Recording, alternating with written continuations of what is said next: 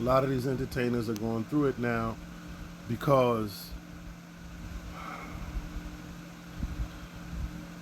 they wanted all the wrong things. When the conditions are set, and poverty is engineered. That's why there's no taking pride in poverty. You know, Poverty started on the plantation. You could trace that back to in the southern plantations and things like that. We always wore hand-me-downs. Quick historic thing about it. We always lived in shacks. Shacks were created on plantations, and that's where you get the White House from. Benjamin Banneker, when he created when he helped concocted what you know as the Washington Monument, that whole Washington Mall, and help constructing or architecting the White House. He lived he lived in a crowded house that was considered a shack through the research. You know what I mean? Poverty is nothing to brag about. Social engineering is very real for us against us. So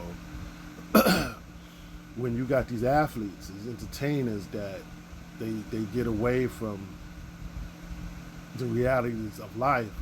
Oh, I don't want to be a lawyer. Oh, I don't want to be a doctor. Oh, I don't want to be anything worthwhile. I don't want to be an architect. I don't want to be a builder, or electrician, or a plumber, or a carpenter, those things like that. Yo, I want to be a buffoon. I want to be a minstrel. I want to be on stage. I want to sing. I want to run up and down the court, run up and down the field, holding a ball, run up and down, run up and down a court with a ball, running in the field, playing baseball, playing football, kicking a ball. You wanna do that.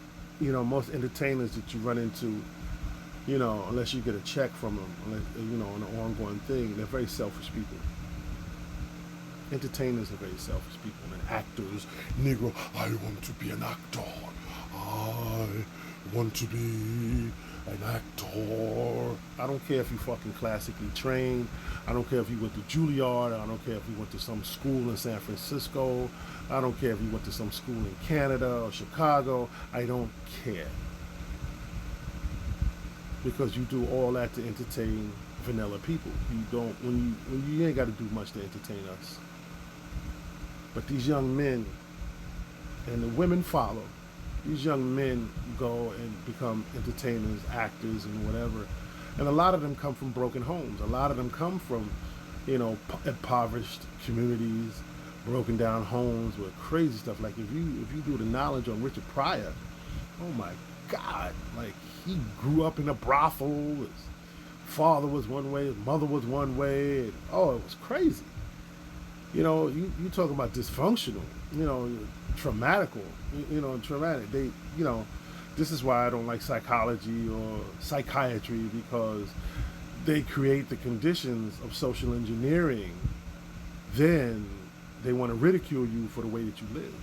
But they're the people that help contribute to society's ills. So I really don't do the knowledge. I really don't have respect for psychiatry or psychology, because corporate America really co-signs a lot of that bullshit. That's another story. The conditions that are set that we live in, and these young men go to Hollywood, or they go to high school, certain high schools that groom them to go to certain colleges to play football so they can be seen by the NFL, and they come from, homes.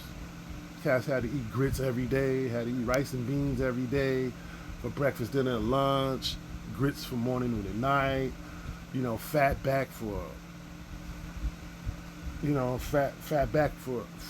not fat back for fun, but fat back for lifestyle, pork rinds, if you don't know what fat back is. Anyway, these young men come into a league that may have a little talent because they're focused, they got time, they ain't got nothing else to do, a lot of them. And everybody don't make it, but they spend all their time and energy practicing basketball, football, baseball.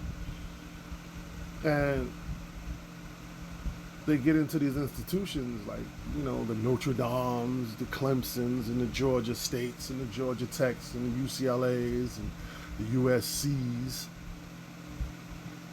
And they get around different types of people who are possibly a little more well trained or well refined, because that's a form of conditioning, programming. And they know how to be around certain people who are doing certain things. So okay, no problem. But a lot of these kids that they come up like that, they don't know how to be. They don't know. They don't know. You understand? So they're gonna make mistakes. You know, going to the coach house. Well, might be a wealthy coach, might be a very impressionable, not impressionable coach, but very influential coach. Or they might steal something, they might eat something, they might say something inappropriate. College is that learning thing. Okay, they make it through college with the little few bumps, whatever, and they go into the pros. They go into the pros, and if they're really good, they get a large sums of money now. When these young men, even some young women, they get large sums of money. I know back in the 50s, and the 40s, well, no, 50s and the 60s, a lot of young men weren't as polished as they are like in the 90s and in the 80s. And even then, like, you'd hear about, so-and-so and so-and-so not knowing how to, be around certain people, certain circles. So a lot of them gonna, you get that money, you give a young boy who's 19 years old, 18 years old, 21 years old, 20 years old, that's never really been nowhere around people. It's never really been groomed for nothing but to play. Doesn't have certain upbringing, doesn't have certain masculine codes of ethics in their pockets, in their hip pockets, or in the back of their mind. They're going to say certain things, they're going to do certain things. Like these entertainers now, a lot of stuff is coming out about their conduct, in social circles, with women, with men, with children. You know what I mean? Keep in mind, these are people who a lot of these people were raised in messed up homes. So they do certain things. Like I'm not impervious to none of that. I've said some things. I've done some stuff, but to a certain limit, homie. You know what I mean? To a certain limit. My mouth is reckless. You know what I mean? I've said some things. I work in these clubs. I may have had some heavy duty fights with some people, throwing them out, roughed them up a little bit. You know what I mean? I own up to that.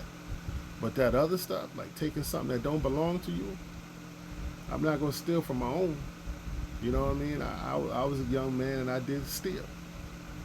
But you know what I mean? I knew, after a while I knew it was wrong. That's why I stopped. You know what I mean? Because I didn't want that smoke from police, and I didn't want to hear my mama's mouth. And I got caught one time, and I didn't hear my mother's mouth. That's another story. But these young men coming up, man, they make those mistakes. Under stress, they don't know how to deal with stress. They get around the wrong people. They end up on drugs and alcohol and cocaine and smoking weed, and this is in the 70s. This is in the 70s and the 80s. Got caught with all kind of pills, stressed out, trying to maintain, being in the league, or they don't know how to talk to women. They didn't have a certain guidance, and because they're athletes, when they was in college and high school, girls were throwing themselves at them. So when they get into professional realms, they still think that's supposed to go on. But not all women are floozies and easy like that. You know what I mean? Those women that do that, these are women that they want something. They directly want something from you. They see you as a meal ticket. And those are the heifers and hoes of those circles. Not every woman is like that. But in the modern day, a lot of women, there's a few women that have that mentality but don't live that lifestyle. That's the subject we got to get into. The mindset of the disagreeable woman. But manhood is very serious. Masculinity is important to a man, if not